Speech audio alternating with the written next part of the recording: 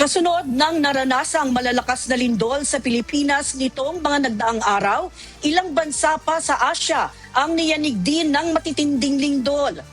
Isa ang nasawi at 4 naman ang nasugatan matapos tumama ang magnitude 6.3 na lindol sa probinsya ng Qinghai sa northwestern China. Naganap ang pagyanig noong Martes ng hapon at naitala sa lalim na 10 kilometro.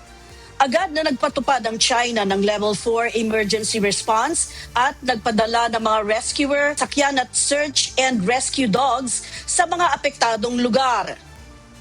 Inilikas din ang lahat ng manggagawa sa mga minahan malapit sa sentro ng lindol bilang pag-iingat.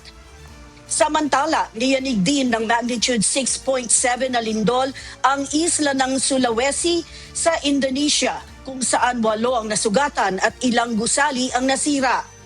Ayon sa mga otoridad ng Indonesia, wala namang banta ng tsunami sa kabila ng malakas na pagyanig.